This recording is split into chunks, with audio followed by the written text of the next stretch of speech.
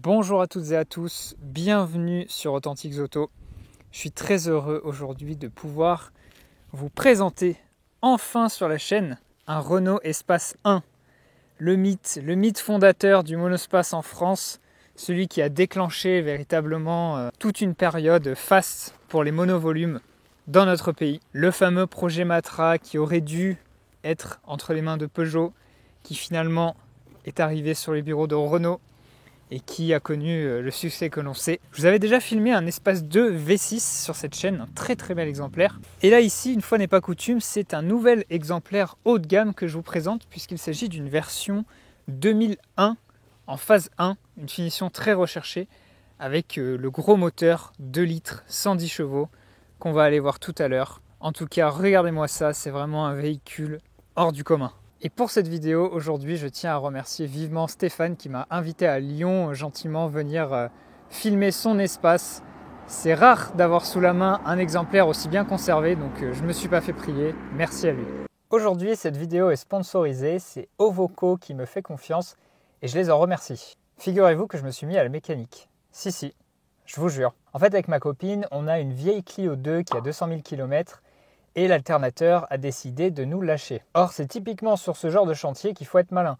Pourquoi acheter un alternateur neuf et le payer plus cher alors qu'il y en a des centaines d'occasions qui sont en très bon état de marche? C'est là qu'entre en jeu mon partenaire du jour, Ovoco. C'est une sorte de marketplace qui rassemble plusieurs milliers de casses en Europe. Autrement dit, ça veut dire qu'il y a des millions de pièces détachées disponibles qui vous sont accessibles en quelques clics. Et l'avantage avec un tel stock qui évolue en permanence, c'est que vous maximisez vos chances de trouver la pièce précise et en plus souvent à des tarifs inférieurs à ce que vous pouvez trouver sur le marché de l'occasion en France. Ovoco vous livre directement chez vous et si vous êtes un débutant comme moi et que vous vous trompez de pièce, eh bien vous avez 14 jours pour la renvoyer et vous faire rembourser tout simplement. Bref, je vous mets ici et dans la description le lien affilié si vous souhaitez utiliser Ovoco et je les remercie encore une fois pour leur soutien. Regardez-moi comme il est beau cet espace dans son gris carbone avec ses jantes aluminium Sentra. C'est vraiment un vaisseau futuriste que nous a offert il y a maintenant 40 ans, véritablement 40 ans, puisque l'espace est sorti en 1984, les équipes de Matra et les équipes de Renault. Et avant même de vous parler de son histoire, je voulais m'attarder sur le design, parce que c'est un véhicule qui m'a toujours intrigué. On en voit quelques-uns en rassemblement, aucun sur la route, et du coup je m'étais toujours posé la question des dimensions de l'espace. Et bien en fait, c'est un véhicule qui est à la fois grand et à la fois pas très grand. C'est-à-dire qu'en longueur, il fait seulement 4,23 m. Autrement dit, la taille d'une citadine d'aujourd'hui. Par contre, en hauteur, on est à 1,77 m. Et puis, ce sont les proportions qui sont les plus étonnantes. Vous voyez ici, de côté, on a l'impression d'être avec un minibus. Que dire de la face avant avec son prolongement du capot et le pare-brise dans un même tenant. Et puis la calandre et les phares inversés sur la phase 1 qui sont façon TGV bien sûr. Le design d'Antoine Volanis, il est là, il est reconnaissable entre tous. Et c'est sûrement comme ça, de face ou à la rigueur de 3/4, qu'il est le plus déroutant. Parce que si au contraire on va regarder à l'arrière de la voiture, là pour le coup on est sur quelque chose de plus conventionnel. Il faut dire qu'en Europe on a quand même, mine de rien, un petit peu l'habitude entre guillemets des minivans, puisque c'est pas le premier, c'est pas le premier monospace en fait. C'est ça qui est le mythe à faire tomber avec l'espace. C'est pas le premier monospace, mais c'est le premier par contre qui rencontrera un gros succès. On va en parler juste après. Mais comme je vous le disais, vous voyez que la partie arrière est quand même moins spéciale et moins Renault en fait que le reste de la voiture. Ici, vous supprimez les logos, ça pourrait être à peu près n'importe quelle marque. Mais voilà, dès qu'on regarde à l'avant avec ces gigantesques surfaces vitrées, ces lignes pleines d'arêtes, sa calandre, ces phares de Renault utilitaire, je crois que c'est le Master, le Trafic, les anti-brouillards, le spoiler qui dépasse complètement de manière presque caricaturale, et bien là, pas de doute, on est chez Renault. Je sais que son histoire elle est plutôt connue, mais je pense que c'est intéressant qu'on y revienne pour bien mettre les choses à plat. Et puis si jamais vous n'étiez pas au courant, au moins maintenant vous le saurez. D'où ça nous vient un véhicule aussi spécial? Il faut se remettre dans le contexte de l'époque. Matra, c'est une petite société qui fait des voitures un peu originales, avec des carrosseries en général en polyester, etc. et qui travaille souvent en collaboration avec des gros constructeurs. Simca, qui est à l'époque propriété de Chrysler Europe, qui est elle-même propriétaire de Matra. Or, aux États-Unis, le segment des minivans, c'est quelque chose qui existe déjà à la fin des années 70. On a quelques modèles sur le marché et le PDG de Matra, Philippe Guédon, fait un voyage aux États-Unis et la légende veut, parce qu'on n'est pas sûr que ce soit vraiment ça, qu'il ait été inspiré par ce voyage et qu'il se soit dit « Ok, les minivans, ça va marcher en Europe ». L'autre explication possible, c'est que Chrysler Europe était déjà en train de plancher sur un véhicule de type minivan, de type monospace pour le marché européen. Et d'ailleurs, ils lanceront le Voyager 6 mois avant le Renault Espace. Bref, revenons à Matra. Philippe Guédon, il a envie de créer son monospace, mais il a besoin d'un grand constructeur pour ça, parce que tout seul, Matra ne peut pas lancer ce type de véhicule. Et donc, il va se tourner d'abord vers Peugeot, puisque en 1979, c'est PSA qui avait racheté la filiale Chrysler Europe. Donc PSA devient indirectement propriétaire de Simca et donc de Matra. Forcément, Philippe Guédon se tourne vers Peugeot et commence à soumettre à la direction un projet de minivan dessiné par Antoine Volanis. C'est là qu'on a les différents prototypes P17, P18, etc. qui reprennent l'architecture en fait de la Peugeot 305. Donc on a une propulsion, on a un moteur avant transversal. Et quand vous voyez sur les photos, on a une face avant qui fait un peu penser à la 305. Et comment on en arrive à Renault ? C'est très simple. En 1979, on a le deuxième choc pétrolier. Et ça fait très mal à PSA, visiblement plus à PSA qu'à Renault. Et en plus de ça, le rachat de Talbot, ça s'est pas super bien passé. PSA ont perdu des sous avec. Conclusion, ils sont obligés de vendre Matra et de rejeter à contre-cœur le projet de minivan. Et c'est finalement Philippe Guédon qui va aller voir chez Renault pour leur proposer cette idée-là. Ils vont dire oui, ils vont se lancer dans le projet. Et c'est là qu'on aboutit en 1984 au lancement de l'Espace. Et sachez pour terminer que le Renault Espace, il y avait même un projet de l'exporter aux États-Unis, puisque Renault, décidément à l'époque c'était assez compliqué, qui possédait qui ? Renault possédait AMC. Et AMC était prévu pour commercialiser l'Espace aux États-Unis, mais avec à nouveau des difficultés économiques, Renault ils vont vendre AMC, tout comme Peugeot avait vendu Matra Simca. Et du coup, pas d'Espace aux États-Unis, mais heureusement le projet est sauvé et l'Espace est lancé en France. On a parlé design, on a parlé histoire, il est temps de parler moteur, puisque c'est aussi un moteur historique qu'on retrouve sous le capot de l'Espace. Alors je vous ai dit qu'à la base il était prévu pour être transversal, puisque c'était censé être un moteur de Peugeot. Du coup, ça explique cette ouverture de capot et cette accessibilité assez catastrophique. Par exemple, la batterie, elle est profonde ici comme ça.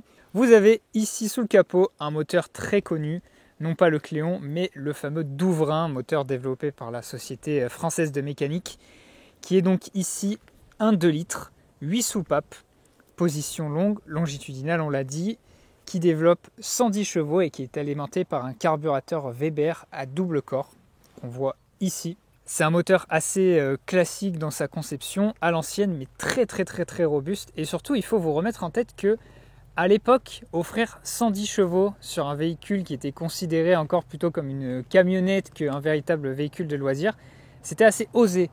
Et donc ça montre que l'Espace, il a toujours eu un positionnement un peu haut de gamme, puisque quand il a été lancé, c'était 110 chevaux essence ou turbo diesel directement, il n'y avait pas de petit moteur. Ce qui fait que l'Espace était vendu assez cher, surtout là dans cette version 2001, on verra un peu les équipements spécifiques, mais il était à plus de 130 000 francs. Il faut savoir aussi que ce moteur, il anime une voiture qui est plutôt légère, puisque l'Espace fait à peine 1 tonne 2. Il faut dire qu'il est sur un châssis en acier avec des parties, la carrosserie en polyester stratifié de partout, typique Matra. Donc résultat des courses, avec 163 Nm de couple et 110 chevaux, ça emmène la voiture quand même à 180 km/h. Et aussi, il avait un bon CX. On dirait pas comme ça, mais on est à 0,32 de CX. Donc finalement, c'est beaucoup moins roturier, moins utilitaire que ce qu'on pourrait imaginer, ou en tout cas ce qu'on pouvait imaginer à l'époque. Alors je vous le disais, la version 2001, comme ça, façon un peu moderne, Odyssée de l'espace, c'est un peu le Graal des amateurs d'Espace 1, surtout ici sur la phase 1, puisque l'Espace a été restylé début 88. Et là, on est sur un modèle de 87. C'est la version qui inaugure ces fameuses jantes en alu Sintra qui sont absolument improbables et très jolies. En plus de ça, là, le véhicule avec ce gris foncé, ces petits liserés, vous voyez, ces strippings, comme ils sont beaux. Et tout est d'origine, tout est dans son jus. Ça fait vraiment super cool. Et ça me donne la transition parfaite pour parler très rapidement de l'histoire de cet exemplaire, puisque c'est une voiture qui a été vendue neuve dans un garage des Pavillons sous bois dans le 93. Et la personne, 20 ans plus tard, l'a fait reprendre au garagiste. Et il se trouve que le garagiste, c'était un collectionneur de véhicules, de Renault notamment. Il a gardé cet espace dans sa collection. Il n'a pas trop roulé avec. Et résultat des courses, Stéphane a pu mettre la main dessus et avoir un espace conservé dans un super état malgré ses 173 000 km. Vous pouvez voir ici qu'on a encore le premier autocollant du garage d'origine. Et un autre détail très sympa, alors ça c'est pas d'origine, mais Stéphane a pu mettre la main sur des bavettes d'un garage Renault, des bavettes neuves de la région lyonnaise, donc au moins c'est de la bonne période, et elles ont été rajoutées ici. Allez, passons à l'intérieur de l'espace. On va ouvrir la légère porte, et voici ce qui a véritablement été la révolution à l'époque. On dirait pas comme ça, mais je vous donne un indice. Ça se passe ici au niveau du plancher plat. Avant de regarder la modularité, regardons un peu les classiques.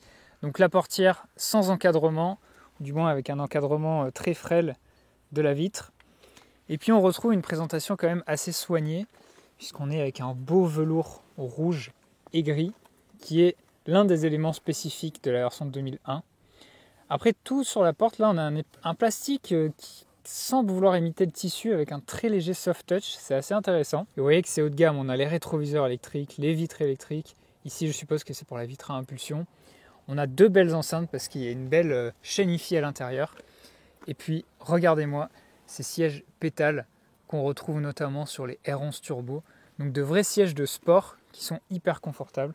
Je ne vais pas me faire prier, on va s'installer tout de suite, on va monter à bord de l'espace.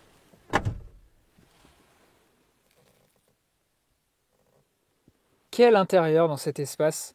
On pourrait penser quand on voit les photos et tout de se dire bon c'est un intérieur qui est un peu moins spectaculaire que le design extérieur, mais n'empêche que regardez par exemple le bloc compteur, il semble flotter comme ça un peu à la façon d'une Citroën, ou bien la présence de velours sur le tableau de bord, c'est assez qualitatif, ou encore et bien sûr le gigantesque pare-brise qui se prolonge sans fin jusqu'au fond comme ça. En 1984, ne pas pouvoir toucher le pare-brise comme ça, c'était rare, je peux vous le dire. Puis vous voyez qu'aussi on a des rangements, on a un traitement biton avec deux couleurs de gris, bref, il y a de la recherche esthétique sur cet espace. Mais revenons un peu au poste conducteur, et on va commencer par ce volant de 2 branches. C'est peut-être l'élément le moins spécial de l'habitacle, mais vous voyez quand même qu'il est gainé de cuir, encore un détail un peu luxueux. Et alors surtout cette platine de compteur, il y a franchement plein de choses à dire dessus, c'est trop cool. Donc déjà, c'est très complet, comme les Renault sportives. Ensuite, vous voyez qu'on a des chiffres façon numérique, là, comme à l'époque, on aimait bien faire moderne. Comme dans la pub, les pubs espace, c'était 7 polices d'écriture, les voici. Après, pour le reste, c'est quand même un afficheur à aiguille normal. Et ensuite, là, c'est peut-être l'élément le plus intéressant de l'habitacle. Nous avons ici un microcomputer, mais ce n'est pas un ordinateur de bord qui vous donne la consommation, etc., etc. C'est uniquement un truc pour la chaîne IFI. Parce que oui, vous avez une superbe chaîne IFI ici sur l'espace. Ça, pour le coup, c'est pas nouveau. Renault, ils en mettaient plein sur leur voiture. Donc, on a énormément de boutons pour faire plein de réglages très précis de la chaîne IFI. Mais ce qui est fou, c'est que cette chaîne IFI, ce ordinateur et ce satellite de commande au volant permettent tous les trois de faire les mêmes fonctions. C'est-à-dire que là, si vous voulez changer, par exemple, le volume, vous pouvez le faire ici, mais vous pouvez aussi le faire ici, et vous pouvez aussi le faire ici. Et d'ailleurs, ce satellite, m'expliquait Stéphane, c'est l'une des premières voitures au monde à avoir les commandes au volant pour la radio. C'est assez dingue. Il a un style complètement fou. Et donc, on a carrément un afficheur supplémentaire déporté pour la radio, qui là est censé afficher l'heure. Donc, on peut avoir 2 horloges. Vous voyez qu'on en a une ici. Mais c'est quand même assez dingue de se dire qu'on a tous ces boutons multipliés pour avoir les mêmes fonctions. Si on revient un peu à la console centrale, donc elle est quand même plutôt élégante. C'est un gros bloc comme ça avec ce plastique tissu là, simili-tissu qui est intéressant. Vous voyez qu'on a des gros boutons ici avec aussi verrouillage centralisé. Et puis cet espace n'est pas climatisé contrairement au V6 que j'avais filmé. D'ailleurs, je trouve que par rapport à sa réputation de voiture de qualité biodégradable, la sensation de la molette sous la main, ça fait assez solide, paradoxalement. Voyons le cendrier. Bon, ça va. Un autre détail vraiment qui me fume, c'est que ici, là, on a un petit bout de tissu velours, vraiment dans le coin, histoire de faire le prolongement de la déco du tableau de bord. Ensuite, c'est plus classique entre les sièges, puisqu'on a la boîte de vitesse 5 rapports, avec un levier plutôt haut, mais qui semble agréable à manier, et le frein à main comme ça dans les sièges. Et là, on n'a rien de plus, on n'a pas d'accoudoir, on n'a pas de troisième siège au milieu. Mais par contre, l'avantage du plancher plat, c'est que je peux me mettre côté passager, hop là, pour vous montrer les petits détails là aussi qui sont plutôt cool. Eh bien, une boîte à gants supérieure, et puis rangement inférieur qui n'est pas une boîte à gants, ça se ferme pas, mais qui est quand même là. Ça, regardez-moi ça, ce petit truc là que Stéphane a construit quand il était plus jeune. Ça lui va parfaitement dans cet espace, c'est trop mignon.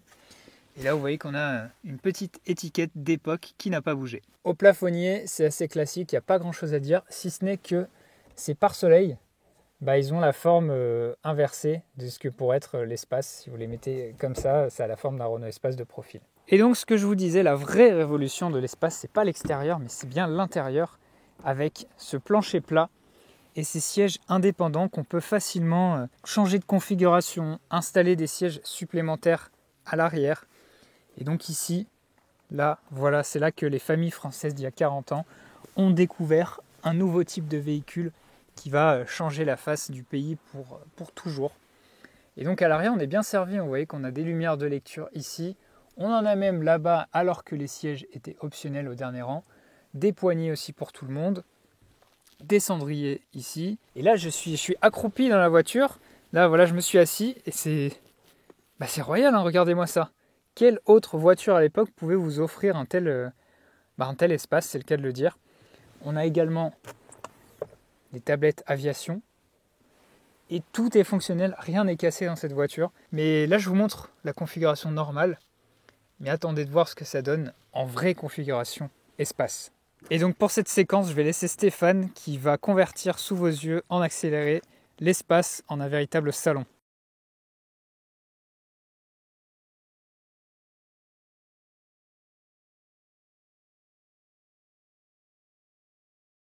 Et oui, voilà la révolution. Regardez-moi ça un petit peu. Stéphane nous a gentiment mis la configuration qu'on appelle salon.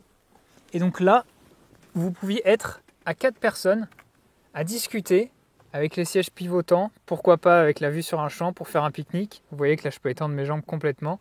Et utiliser le siège central qui donc est décalé au niveau des attaches. On a mis les sièges de la banquette au niveau du coffre pour faire une table.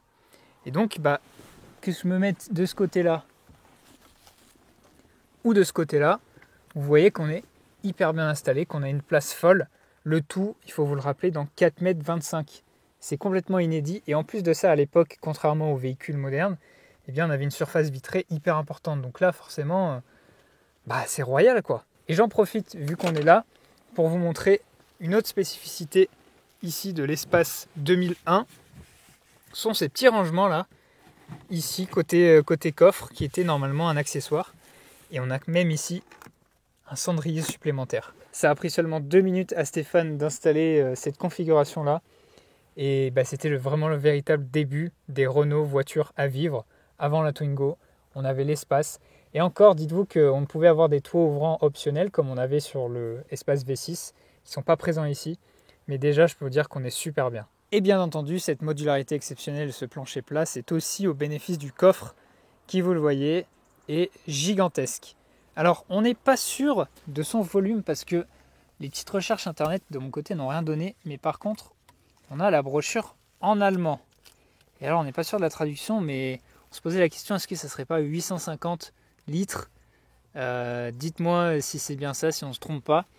En tout cas, j'en profite du coup pour vous montrer la brochure de l'espace.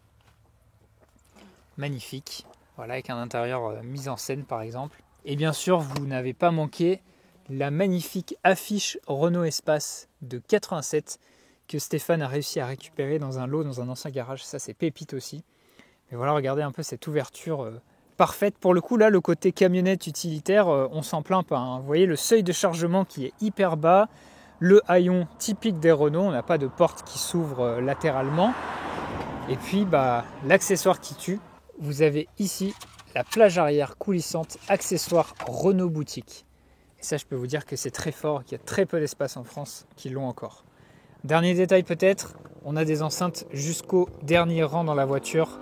Preuve encore une fois, s'il fallait, de sa vocation haut de gamme, et même les vitres qui s'ouvrent d'ailleurs. Et nous voici à bord du Renault Espace. J'ai l'impression d'être un conducteur de car scolaire. Ça, c'est vraiment trop drôle. Vous voyez, même les angles de caméra, ils sont pas conventionnels. Alors, qu'est-ce que je peux vous dire sur mes premières sensations? C'est que déjà, la position de conduite, elle est curieusement un peu moins étrange que dans l'espace 2. Enfin, c'est-à-dire que l'espace 2, je me sentais vraiment assis à angle droit sur les pédales et le volant. Là, un petit peu moins. Bon, ça reste quand même bizarre hein, parce qu'on a le pédalier qui est décalé aussi. Alors ça, c'est pas très très agréable parce qu'on a un gros passage de roue en fait qui vient au niveau du pied. Au niveau du confort des sièges, alors c'est des sièges un peu sportifs, des sièges pétales, c'est royal. Franchement, c'est hyper agréable. On pourrait y passer des heures, ils sont moelleux comme il faut et c'est combiné à un confort de suspension qui lui aussi est franchement agréable, ça filtre bien quoi. La Dodane par exemple, ouais, c'est nickel hein. Franchement le Dodane il passe super bien, il n'y a rien à dire. Après la gestion du levier de vitesse, bah ça va aussi hein, les passages sont assez fermes, assez verrouillés, donc il n'y a pas trop de problème là-dessus.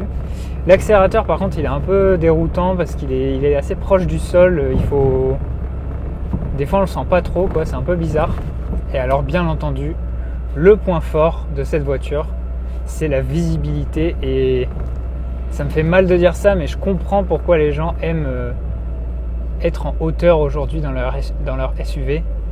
C'est que on domine la route quoi. C'est un truc de fou, on domine la route, on voit tout. En plus là on a les montants hyper fins. Et par contre du coup la grosse différence avec les SUV actuels, c'est que c'est des grandes surfaces vitrées et non pas des petites meurtrières ridicules. Donc là on est ouvert sur l'extérieur, on a encore une fois cette sensation d'espace. Le nom est parfaitement trouvé. Et du coup c'est un régal quoi.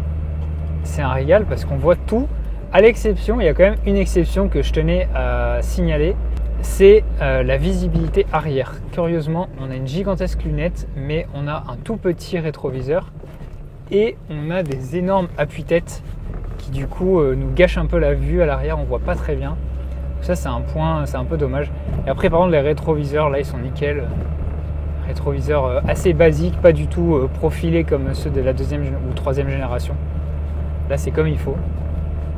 Et pour le moteur, qu'est-ce que ça donne le moteur? Parce que là on est sur notre Douvrin 110 chevaux. Alors malheureusement on est en agglomération, on a quitté les champs il y a 2 secondes mais on est directement en agglomération. Donc je vais essayer de vous trouver un peu plus tard une petite portion où je peux mettre un petit coup d'accélérateur. Mais ce que je peux vous dire dès à présent, c'est que le moteur n'est pas trop présent dans l'habitacle. Il est plutôt, pour l'époque bien sûr, plutôt discret et il tourne assez rond. Malgré le fait que ce soit un moteur à carburateur, on est sur quelque chose qui se fait en fait plus ou moins oublier quoi. Ça démarre au quart de tour. Franchement là-dessus, je pense que c'est aussi dû au très bon état et au bon entretien de cet espace par Stéphane. Mais honnêtement, le moteur il fait pas si vieillot que ça. Alors nous sommes dans un petit tunnel et on va pouvoir un peu voir ce que le Douvrin a dans le ventre. C'est parti.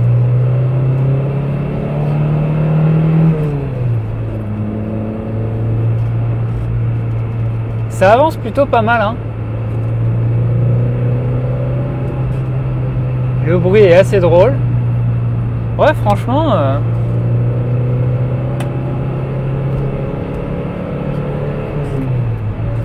il prend ses tours l'espace hein. Il voyage à vitesse grand V si on veut. Bon après j'ai pas un sentiment de grande sécurité avec, je sais pas comment vous expliquer, comme si je sentais que les voies étaient un peu trop étroites. C'est assez étrange comme sensation. Bref, voilà déjà la fin de notre petit périple avec cet espace que finalement j'ai conduit dans des conditions vraiment, pour une fois, pas forcément optimales, mais au moins des conditions réelles. Et il faut dire que ça se conduit plutôt facilement, même en ville et tout. La très bonne visibilité, elle aide. Pour conclure, merci encore à Stéphane pour son accueil à Lyon, son prêt de son espace. et ses connaissances à propos de la voiture, parce que c'est vrai qu'il faut être bien accompagné pour une auto pareille. Ça a été un vrai plaisir de la filmer aujourd'hui. J'espère également que ça vous aura plu, ce petit voyage dans le temps. Et si c'est le cas, n'hésitez pas à me le dire dans les commentaires, à partager la vidéo et puis à laisser un petit like. Et puis abonnez-vous pour soutenir mon travail. Et si vous voulez que je filme votre Youngtimer, qu'il ait ou non révolutionné le monde de l'automobile, eh bien vous pouvez m'envoyer un message sur Instagram ou un email à l'adresse qui s'affiche et on peut arranger ça. Et quant à moi, je vous dis à la prochaine pour une prochaine vidéo. Allez, à bientôt!